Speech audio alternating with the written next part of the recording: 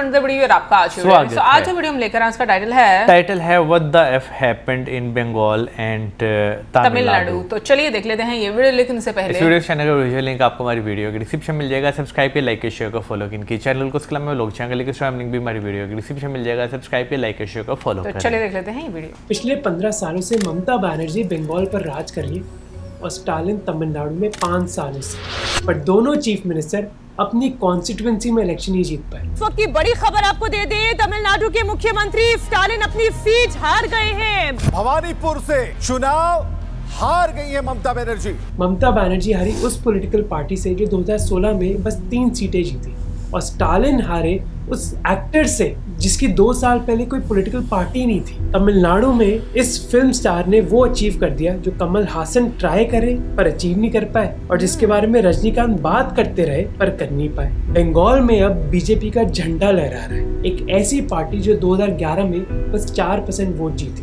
तो ये हुआ कैसे? And this is exactly what I want to talk about. This video is divided into 2 parts. पहले हम बंगाल के बारे में बात करेंगे और फिर तमिलनाडु के बारे में। अब बंगाल की बात करें तो first reason why BJP won is scams. Breaking news that's coming in right now. Partha Chatterjee's close aide Arpita has been arrested from Kolkata. जुलाई 2022 में इन्फोर्समेंट डायरेक्टरेट ने अर्पिता मुखर्जी के घर में एक रेड करी। वो पार्था चैटर्जी के बहुत क्लोज है, जो उस समय एजुकेशन मिनिस्टर थे और ममता बनर्जी के राइट हैंड मैन। घर से मिला क्या? 21 करोड़ 90 लाख रुपए कैश अलमारी के अंदर कपड़ों के पीछे। इसीलिए दोनों को अरेस्ट कर लिया गया। अब ये पैसा तो अभी मिला है, पर ये स्कैम कई सालों से चल रहा है। जब से पार्था चैटर्जी एजुकेशन मिनिस्टर बने, उन्होंने टीचर रिक्रूटमेंट का जो प्रोसेस होता है वो सेंट्रलाइज कर दिया, जिसका मतलब है कि मिनिस्टर डिसाइड करेगा कि किस टीचर की भर्ती होगी और किसकी नहीं। और कैसे डिसाइड होता है? कौन कितना पैसा देता है। अगर आपने पैसे दिए तो आपके रिपोर्ट कार्ड के नंबर भी बदल दिए जाएंगे ताकि आपको कोई प्रॉब्लम ना हो। कोविड के दौरान तो कैंडिडेट्स डायरेक्टली पैसा देते और उनके ऑटोमेटिकली अपॉइंटमेंट लेटर्स छप जाते। कैलकाटा हाई कोर्ट ने एक कमेटी बनाई इसके बारे में इन्वेस्टिगेट करने के लिए। इन्वेस्टिगेशन के दौरान उनको इतना एविडेंस मिला कि उन्होंने इस प्रोसेस को पूरी तरह कैंसिल ही कर दिया। और कुछ स्कैम्स में तो पैसा हड़प लिया जाता, दूसरे स्कैम्स में लोगों की जानें चली जाती। Tragedy in Kolkata. At least 16 people have been killed when an under construction flyover collapsed in the busy Bara Bazaar area of the city.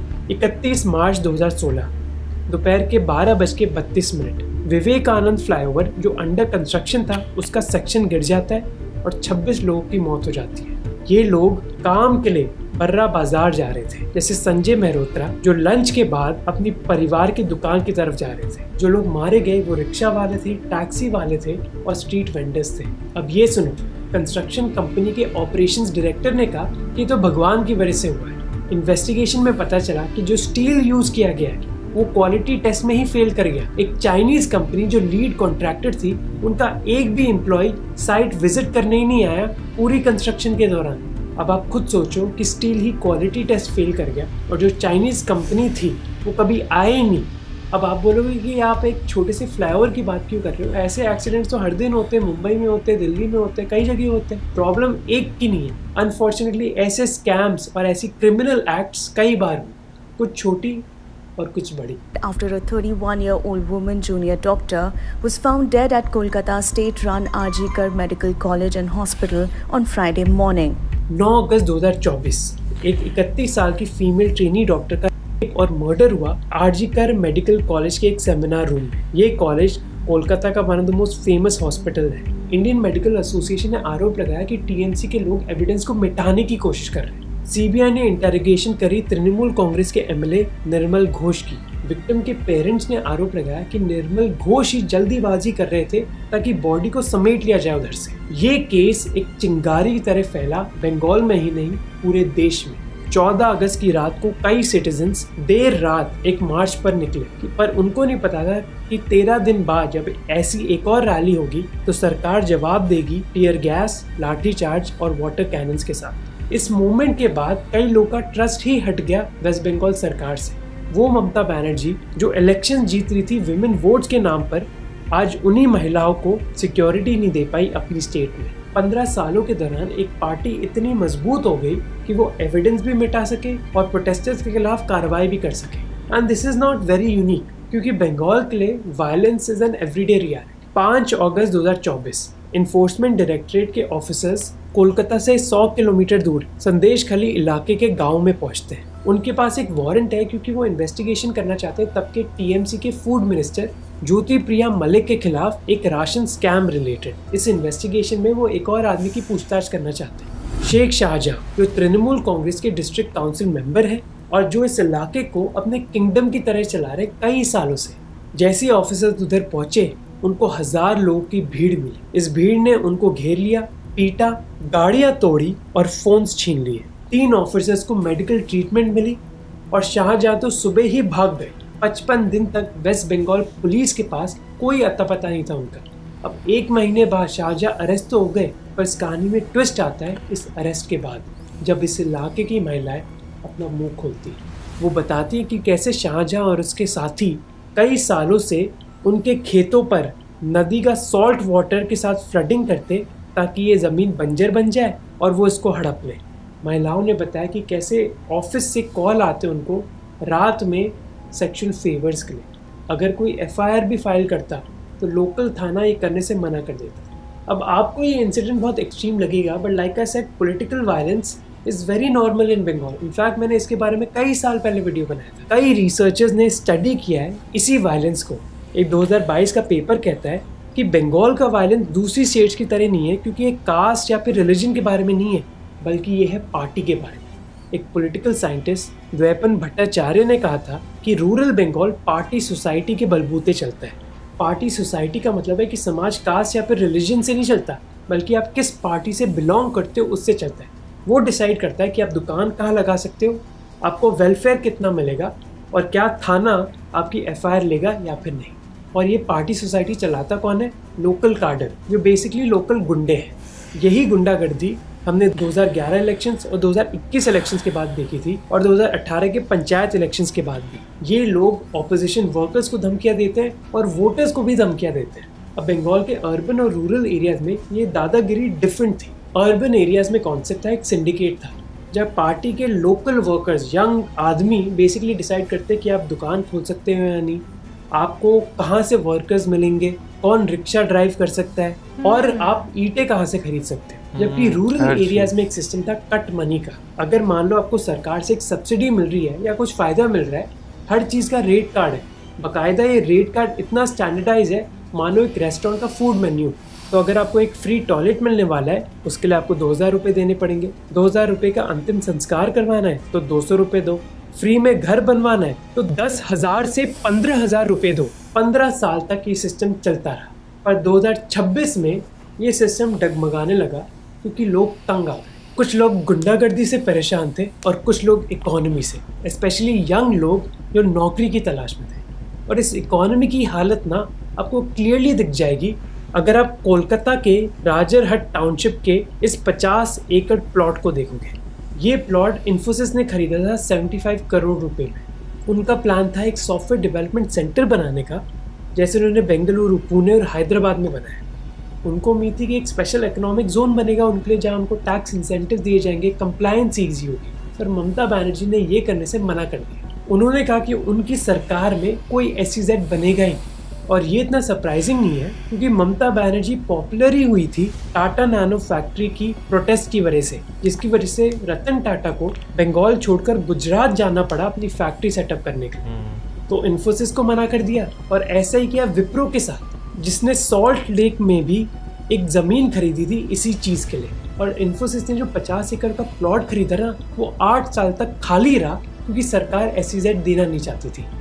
अब बाद में इन्फोसिस ने कहा यार SEZ छोड़ो, मुझे एक बिल्डिंग बनाने दो। तो ऑब्वियसली कोई कंपनी कोई भारी इन्वेस्टमेंट नहीं करेगी ऐसी सिचुएशन में, तो उन्होंने बस 100 करोड़ रुपए इन्वेस्ट करे। जबकि बेंगलुरु में उनका कैंपस 30,000 इंजीनियर्स को एम्प्लॉय करता है।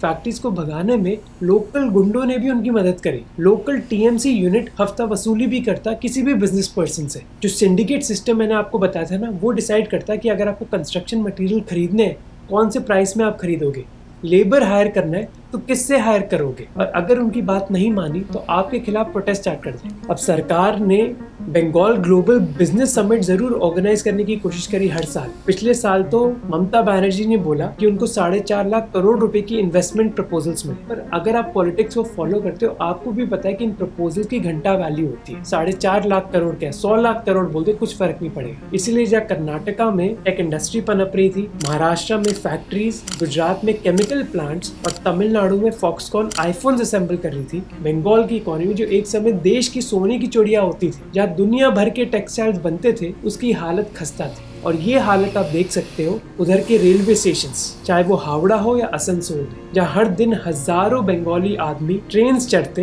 बंगाल को छोड़ने के। अब मैं आपको कुछ इन्फॉर्मेशन देता हूँ। 2024 के एस्टिमेट्स के हिसाब से केरला में 25 लाख माइग्रेंट वर्कर्स हैं, जिनमें से 20% यानी कि 5 लाख बंगाल से आए हैं। और क्यों ना, क्योंकि बंगाल के मुर्शिदाबाद इलाके में काम करने के लिए आपको डेली के 200 से 400 रुपए मिल जाएंगे, जबकि केरला में अप टू 1000 रुपए। इसी वजह से लोग 3000 किलोमीटर ट्रैवल करते बंगाल से केरला बस काम करने के लिए। अब इन सारी प्रॉब्लम्स निपटने के लिए ममता बनर्जी के पास एक स्ट्रैटेजी थी, वेलफेयर पॉलिटिक्स। जैसे छाया माशी साउथ कोलकाता में एक डोमेस्टिक हेल्प है। सितंबर 2021 में उनको बैंक अकाउंट में 500 रुपए मिले लक्ष्मी भंडार स्कीम के जरिए। 5 साल बाद ये 500 रुपए 1500 रुपए हो गए और शेड्यूल कास्ट या फिर शेड्यूल ट्राइब महिला को 1700 पर महीने मिलते। इस स्कीम से 2 करोड़ से ज्यादा महिलाओं को फायदा मिलता Bengal, which is one of the most expensive welfare schemes in our country. अब ये सुपर पावर थी ममता बनर्जी।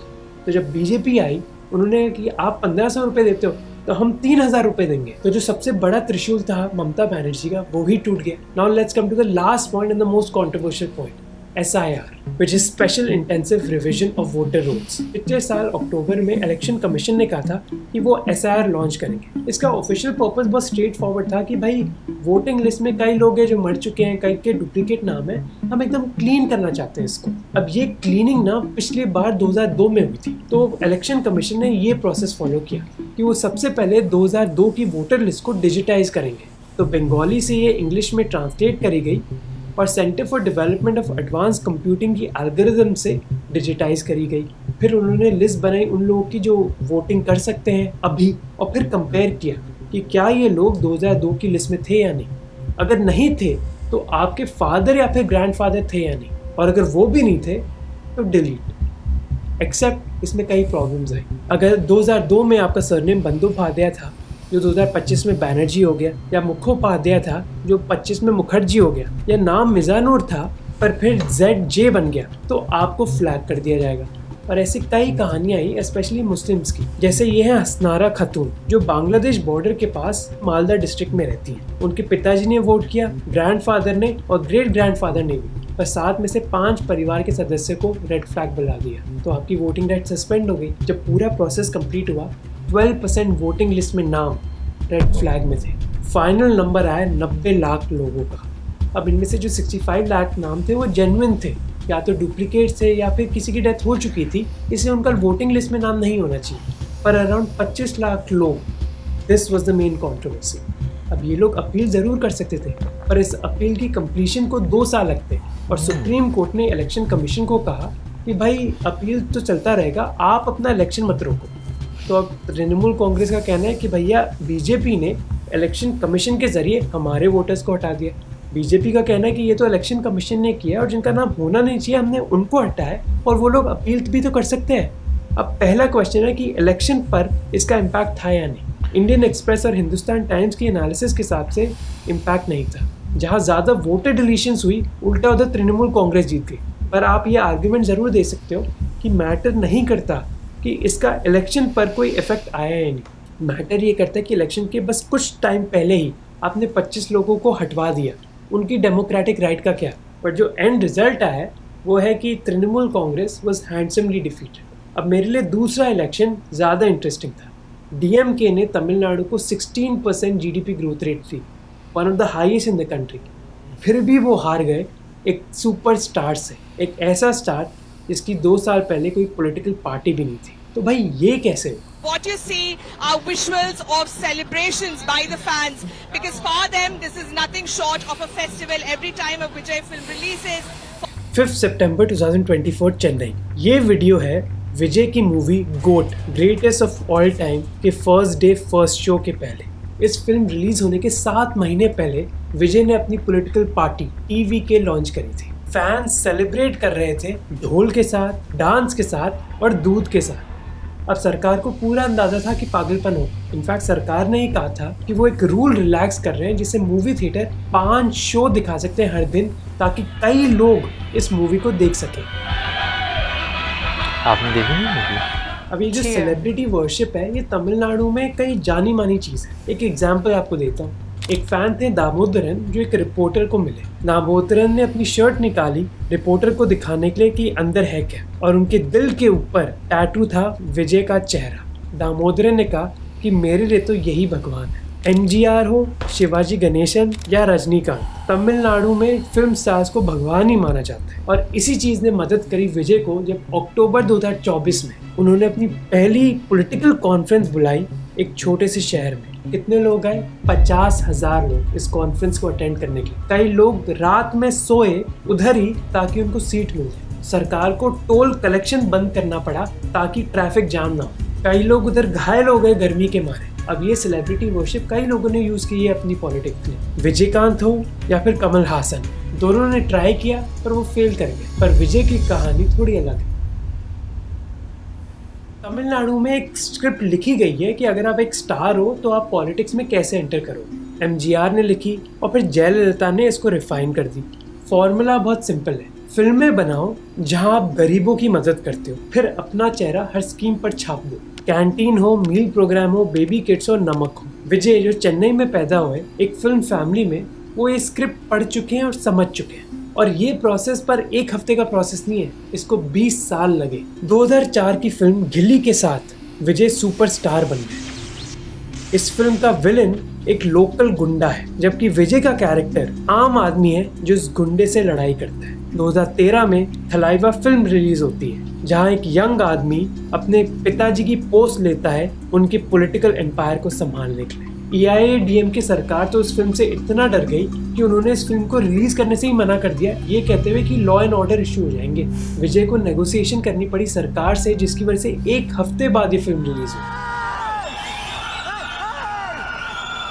2018 आते आते जो पॉलिटिकल मैसेज था ना, ये डायरेक्ट होने लगा। जैसे फिल्म आई सरकार, जहां कैरेक्टर्स दिखाए गए जो अपनी जिंदगी से तंग आ चुके हैं और मिक्सर ग्राइंडर और टीवी सेट फेंक रहे हैं। ये वही चीजें हैं जो AIADMK और DMK सरकारों ने अपने वोटर्स को दी है। दोनों पार्टीज गुस्सा हो गई और उन्होंने इतना प्रेशर डाला कि जो फिल्म क्रू है उनको म्यूट करने पड़े अपने डायलॉग्स। फिर उनकी आखिरी फिल्म जननायकन, जिसका मतलब है पीपल्स लीडर, उन्होंने कहा कि ये उनकी फेयरवेल फिल्म है।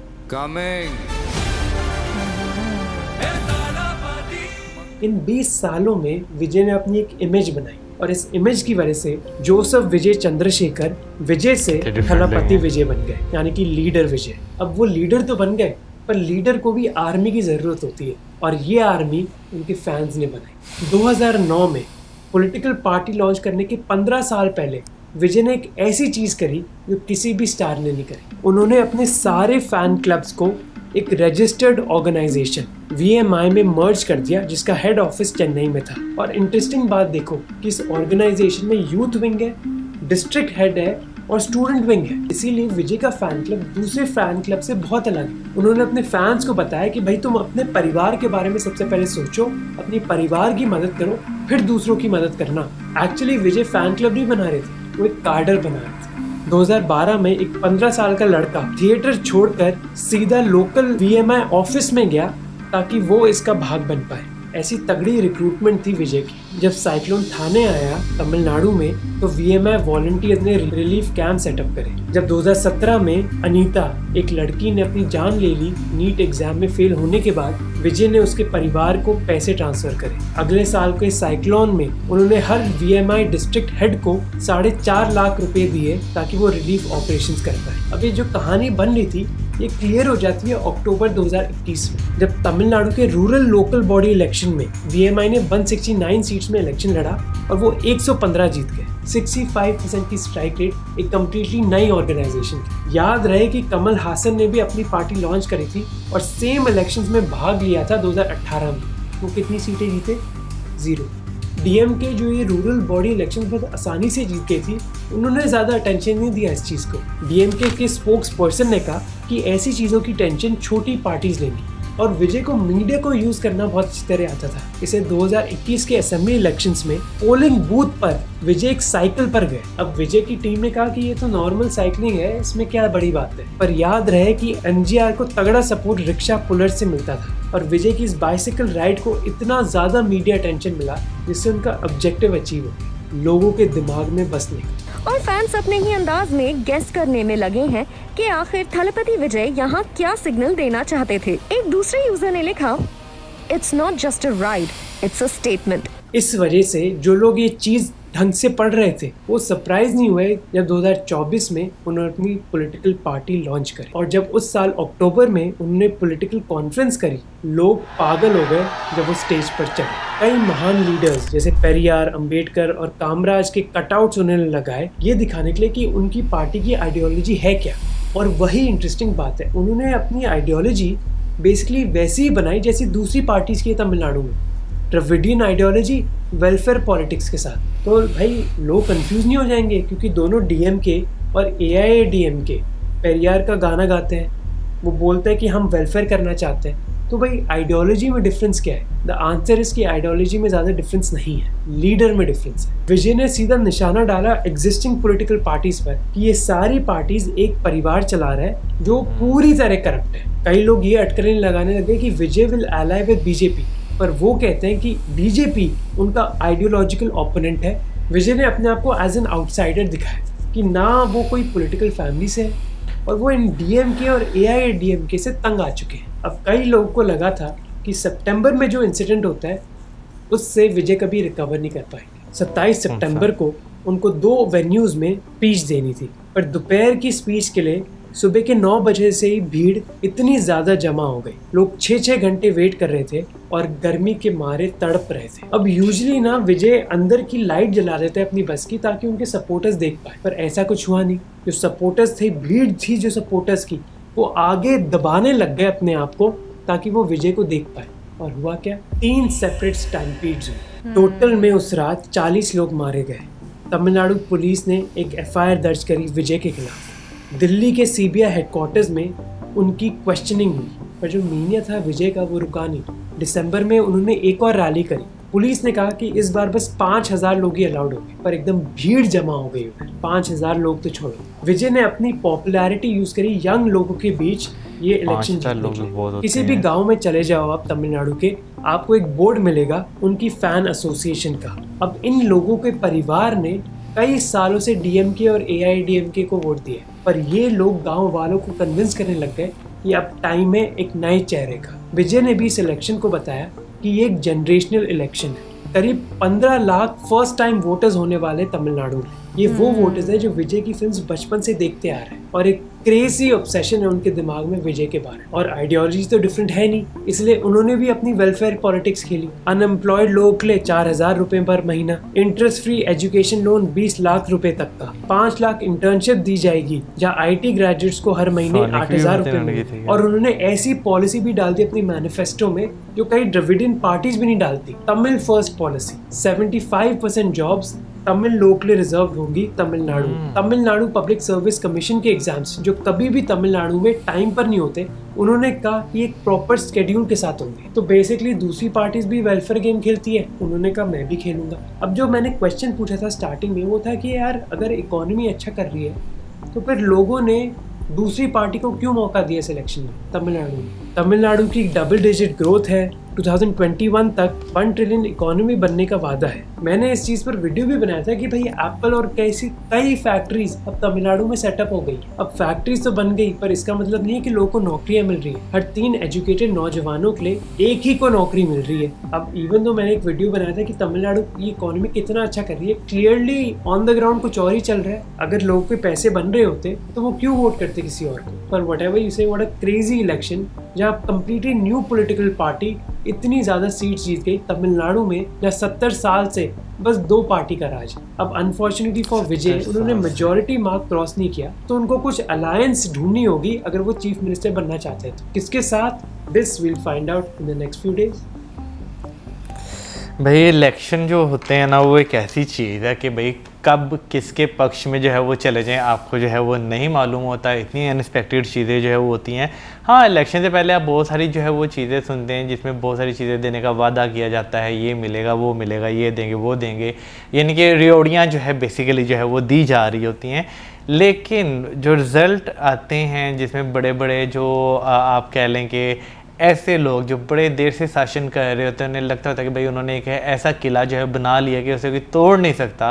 वो जब टूटता है ना तो मैं कहता हूँ कि सारे हैरान होते हैं। अच्छा, दोनों केसेस में चाहे वो वेस्ट बंगाल का केस हो या फिर हम लोग तमिलनाडु का देखें, दोनों में मैंने एक चीज़ देखी है कि जो पार्टी अब रूल करने जा रही हैं उनमें एक तो ये कि ठीक है उनको टाइम ज़रूर लगा लेकिन कैलकुलेशन उनकी बहुत परफेक्ट रही है।